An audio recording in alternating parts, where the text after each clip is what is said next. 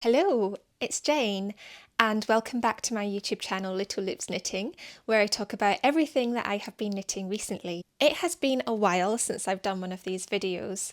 I think it's been maybe 6 months. The reasons are pretty boring and I'm sure no one cares. Basically, I've just been busy. That's very vague, I know.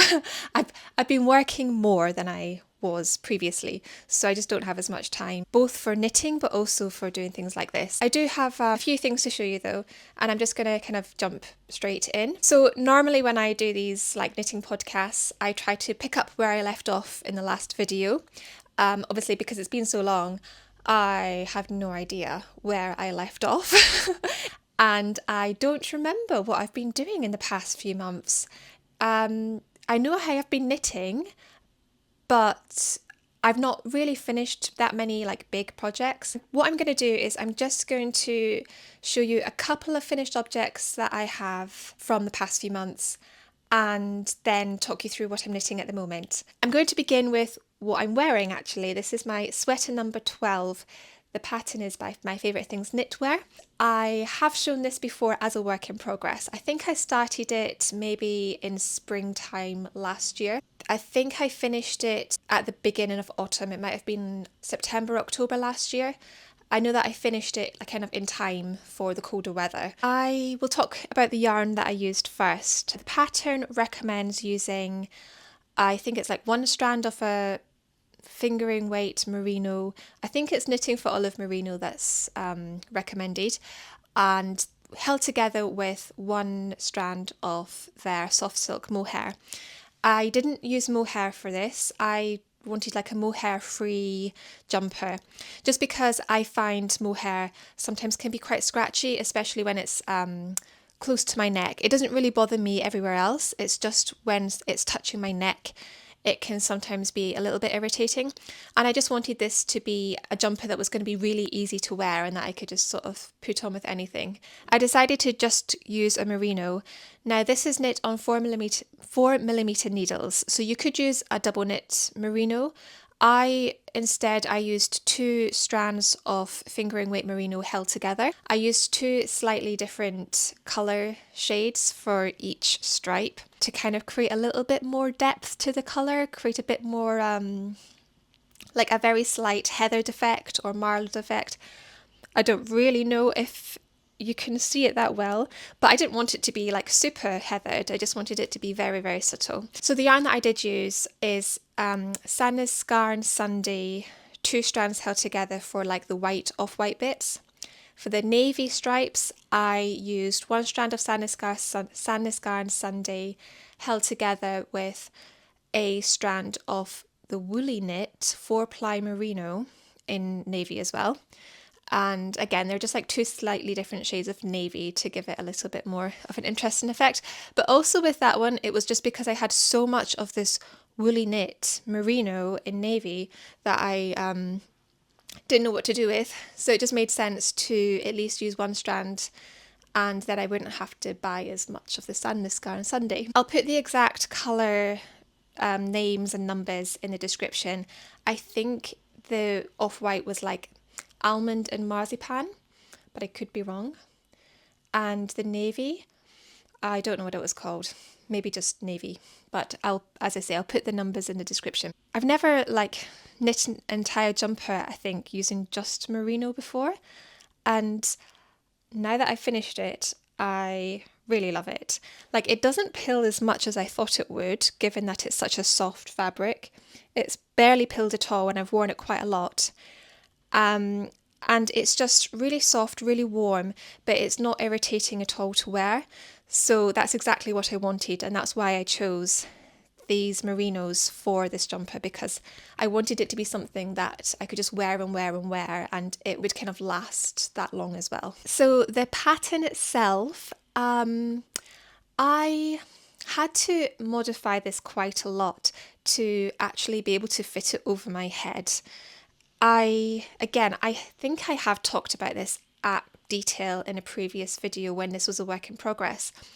But I started off knitting this jumper like without making any changes to the pattern. Now, if I remember correctly, you just use a 4mm needle throughout, so you don't kind of go down a size for the ribbing.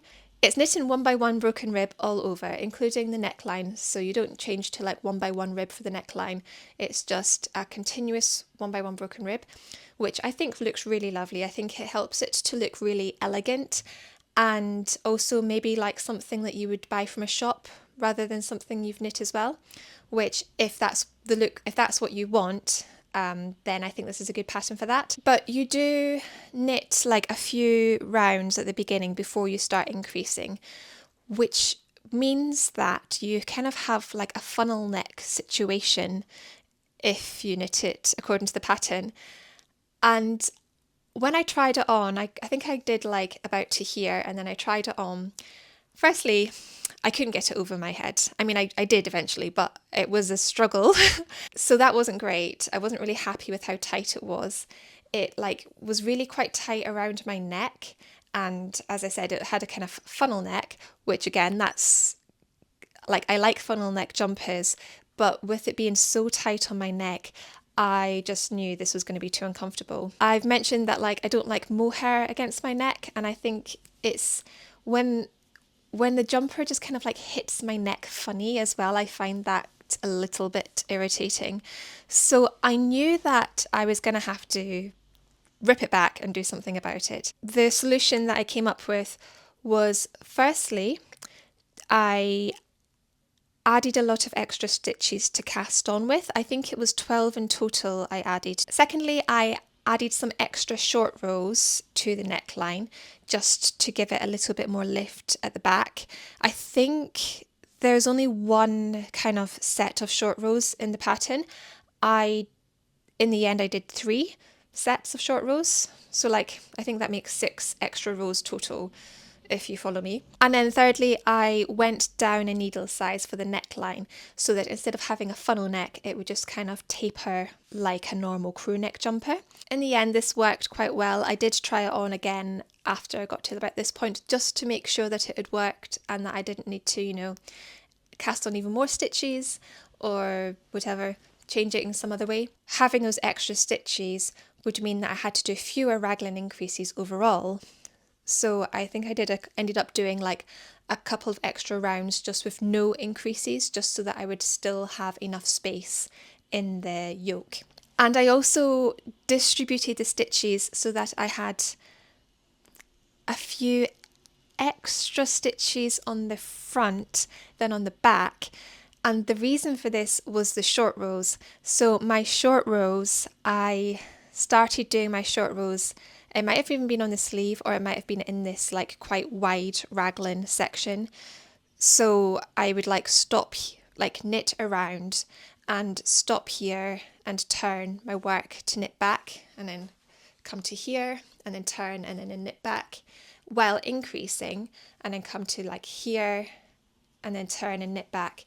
And then in the end, the last short row, I would have like turned here, knit around, turned here, and then knit around, and then continued knitting in the round.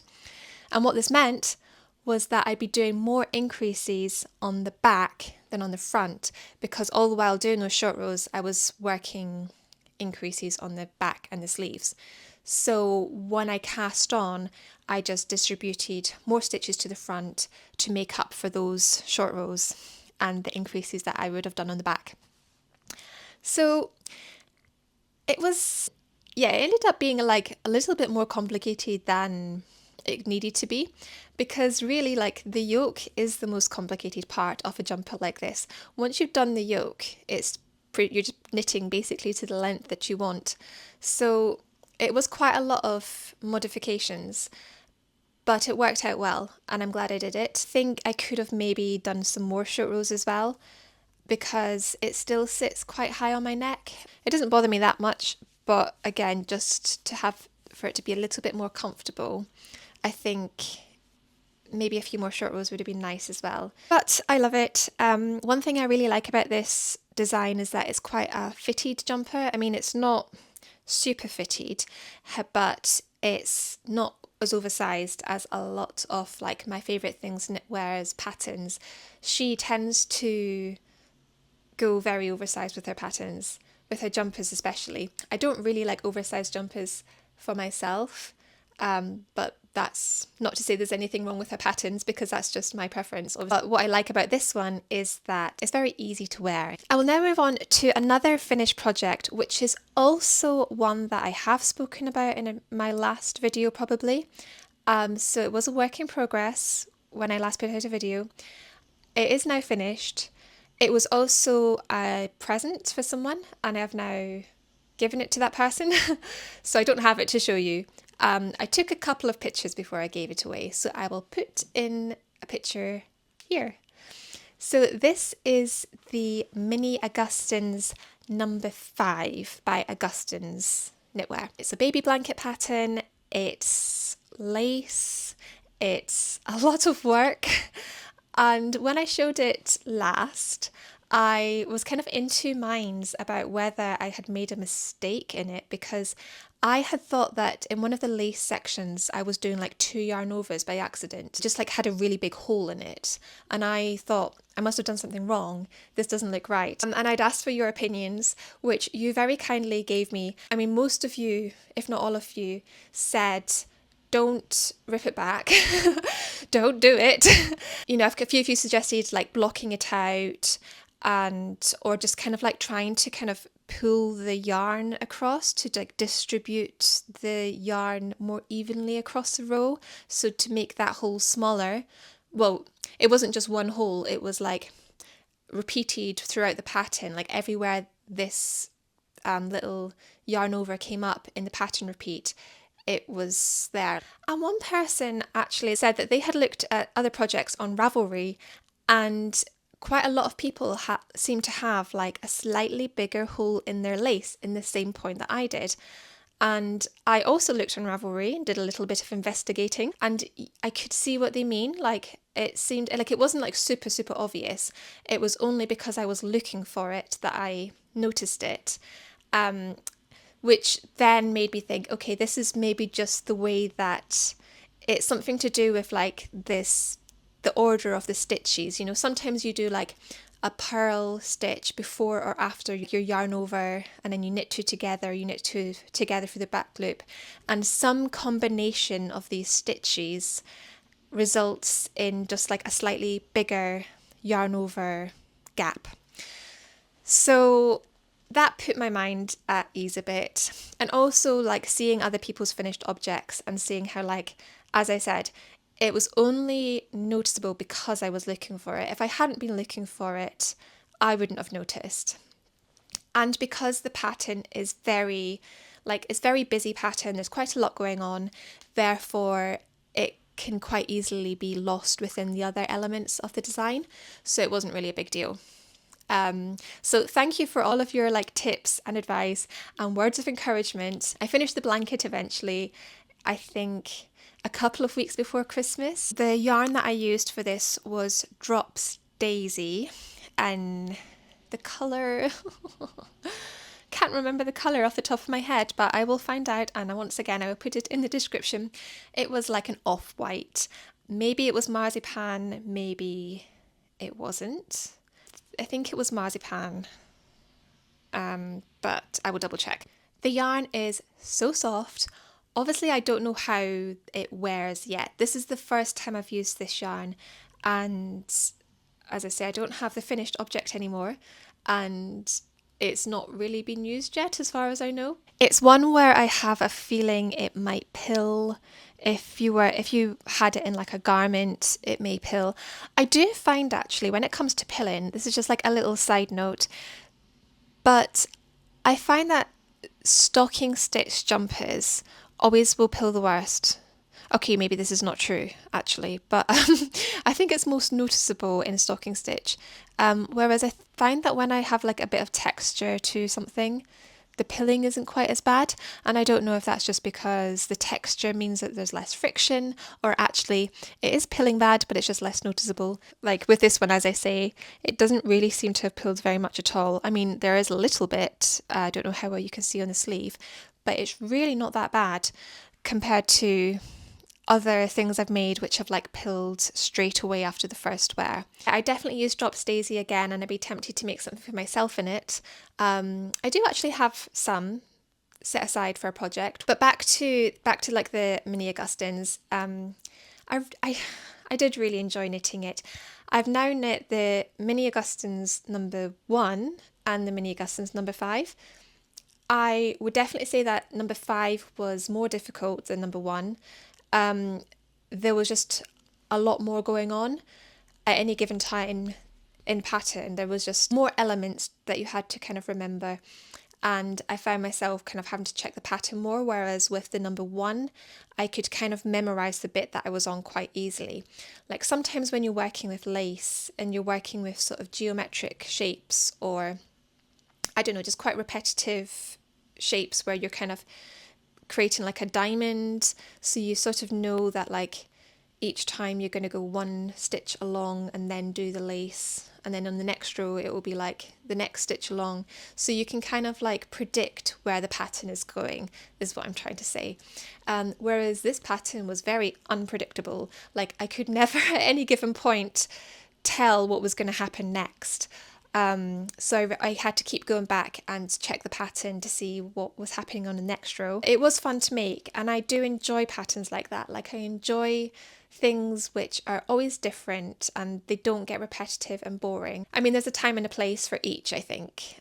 Repetitive patterns are great sometimes, but sometimes you want a challenge, you want to kind of something that keeps you interested, and I think this pattern is great for that. It did take forever. I feel like knitting the border that goes around it took longer than the rest of the blanket put together, but the way this pattern works is you start with like a few stitches in the middle, and then you kind of increase out to create the circle every few rows, but each time you increase, you're increasing after every stitch, so you're doubling the number of stitches. Because doing the border was actually really repetitive, like I think it was an 8-row repeat for the border, I did find it like, I don't want to say soul destroying because that's very dramatic, and it wasn't soul destroying. It was lovely. Like I was really happy to be knitting it and giving it to some friends, but it just got quite tedious is a better word. It's the kind of thing that you just need to like put on a film and just knit and knit and knit, and then try not to think too much about the progress that you're making, because you think you're making progress and then you look at it and you've still got so much left to do.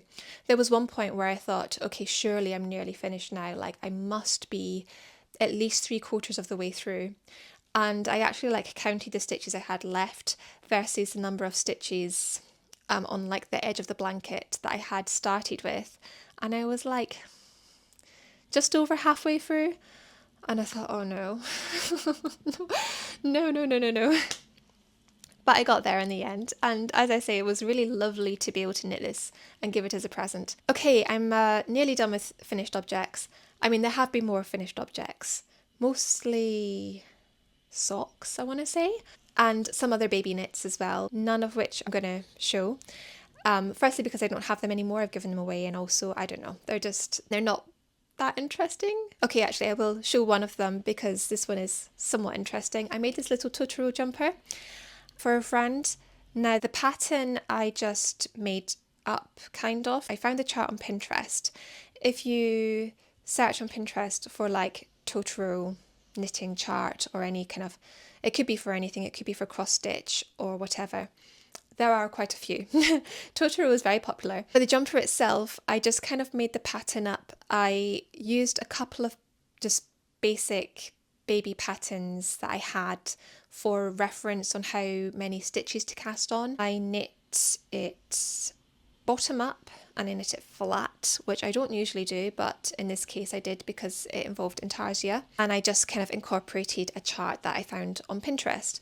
So that's all there is to say about it. It's knitted in acrylic as well, which I also don't love knitting with, just because I thought it was more practical and easy to wash. And yeah, that's it basically.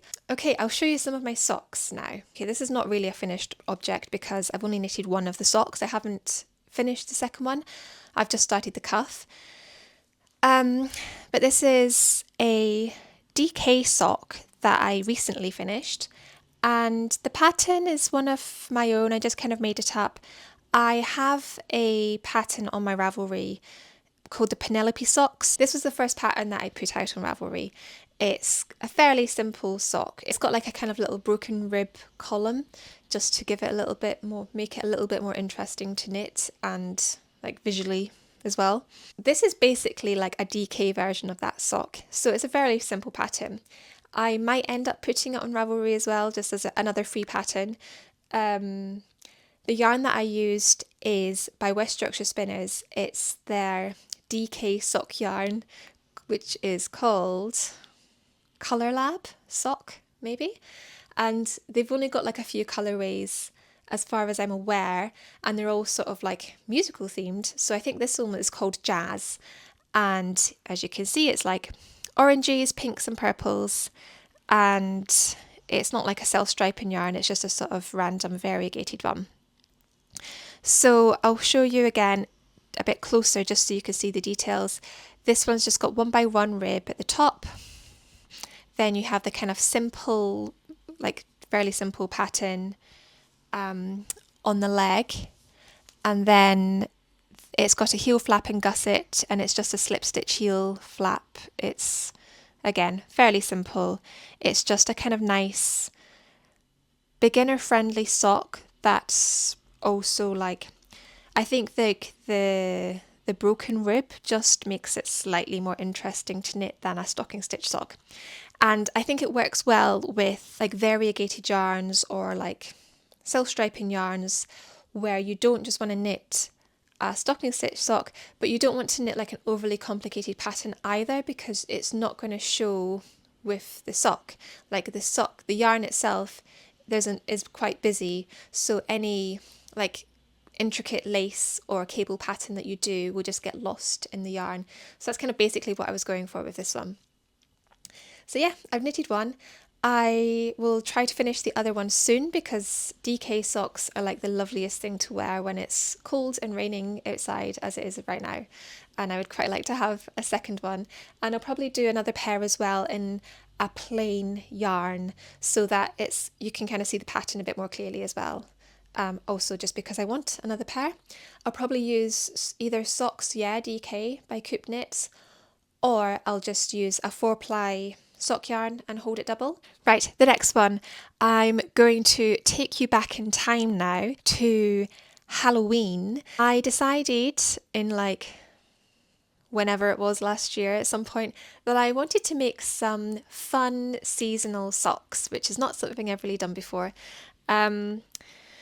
I mean, some of my socks maybe, like I suppose my Bloomin' Lovely socks are like spring summer themed, but you know, like I wanted to do some Halloween socks. I'm not a huge Halloween person actually. I just thought it'd be really fun to make like a pair of socks that are like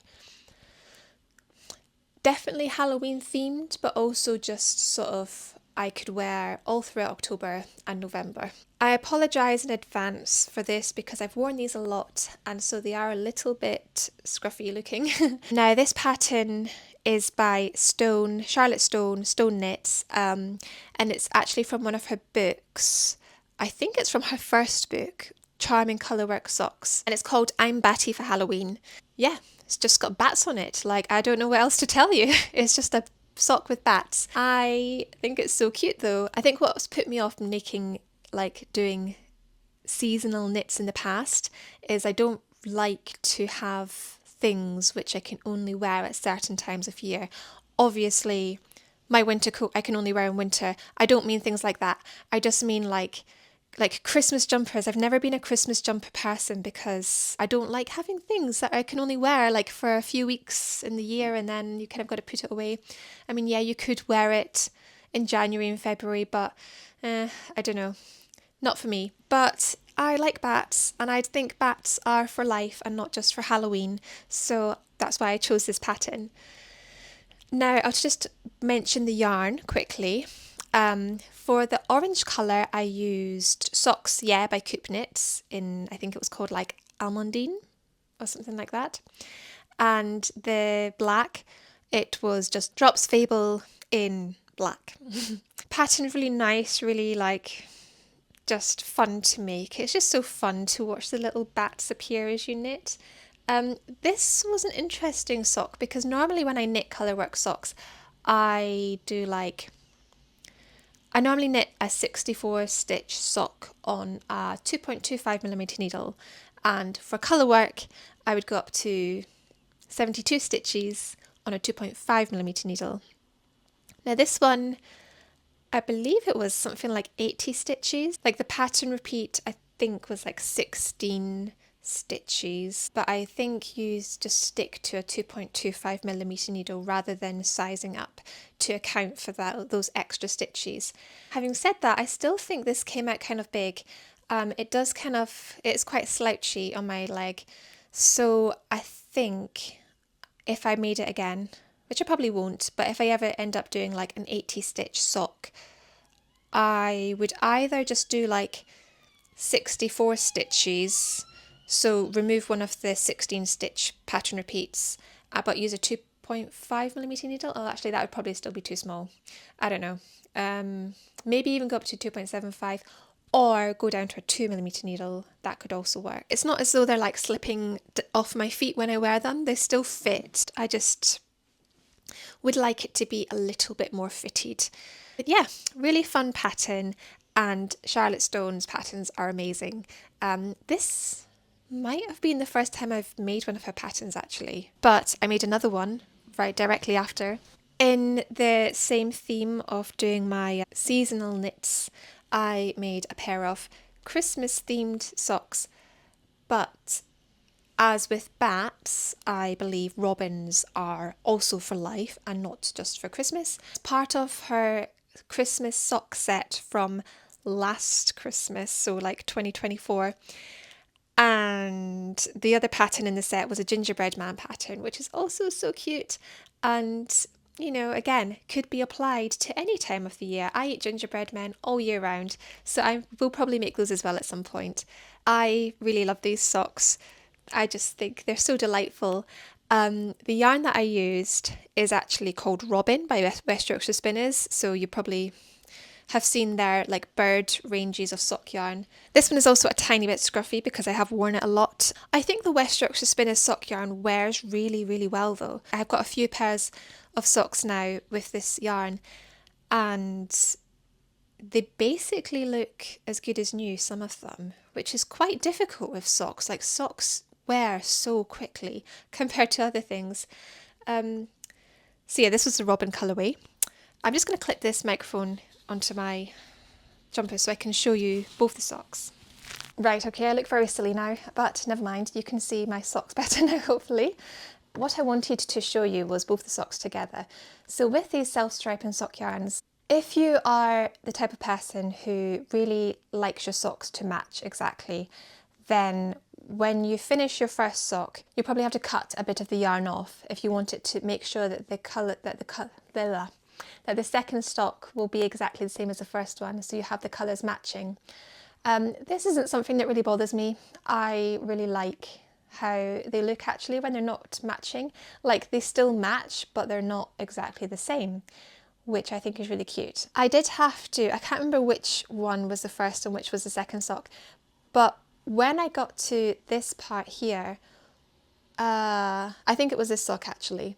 So when I attached like the main colour again, the first stripe that came out was this sort of off-white colour, and I did not like how that looked at all, because the off-white, this off-white isn't an exact match for the white that I used here. So this one was, I think it was some Filcolana Arwetta that I had left over.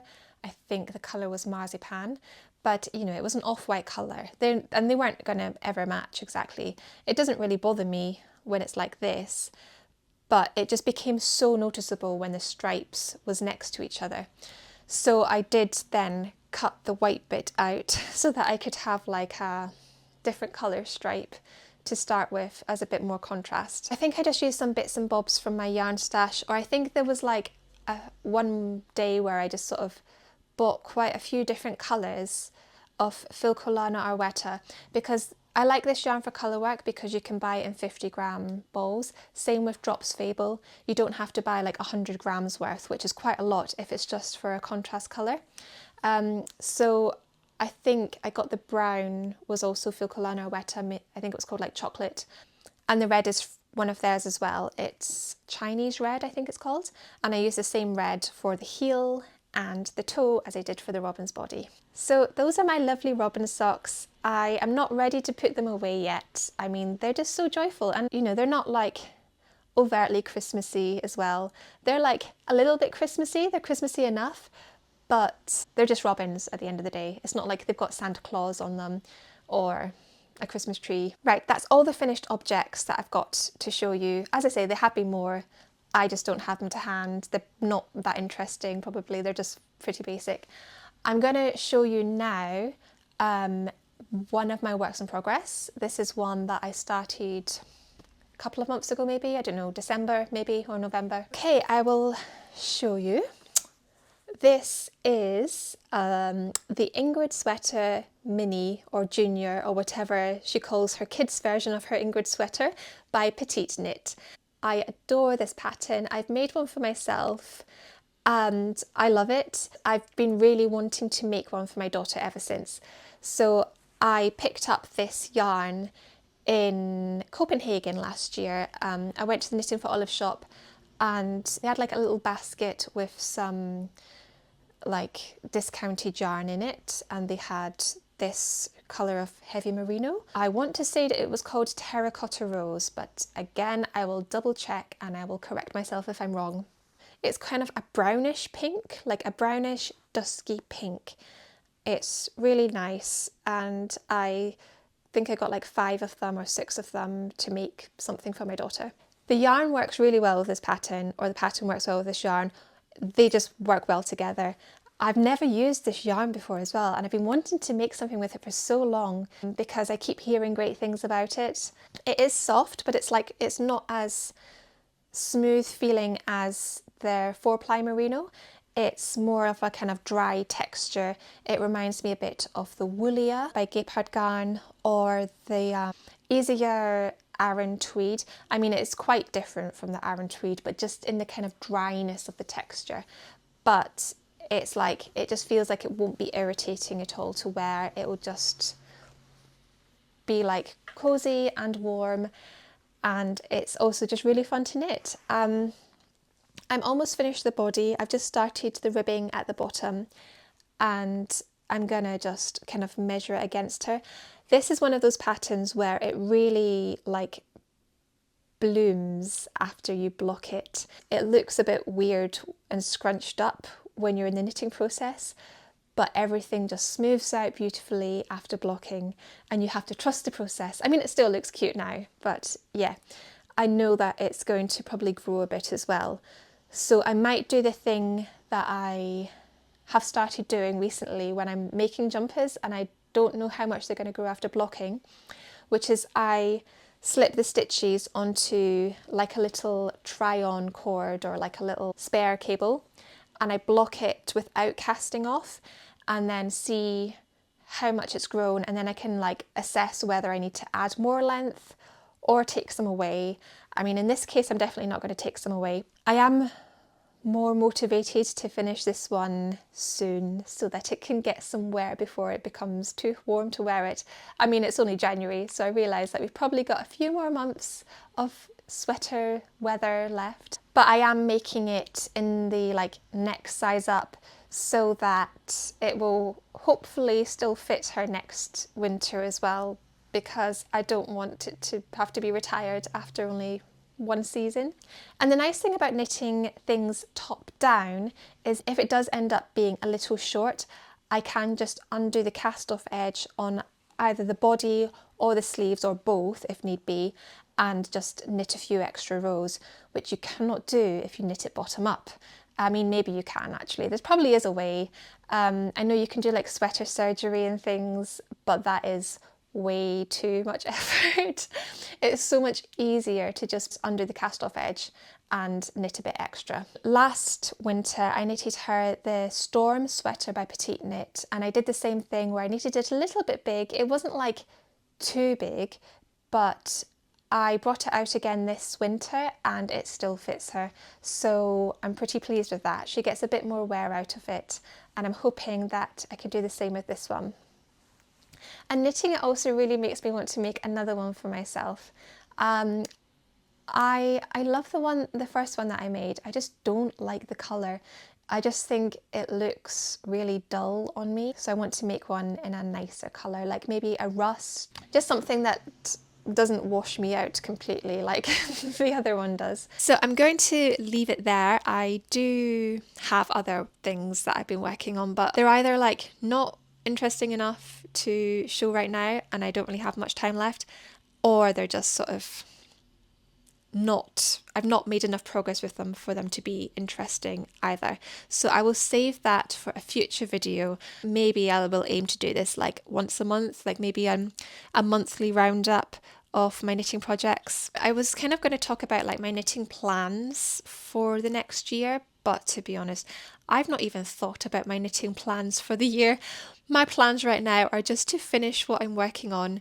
So, I mean, I do have some like ideas in my head of things I'd like to make, but that can wait for another video. But let me know what your knitting plans are, what you're making at the moment. It's really nice to know what you're doing as well. That's it from me now, and thanks again for watching, and I will see you soon. Bye bye.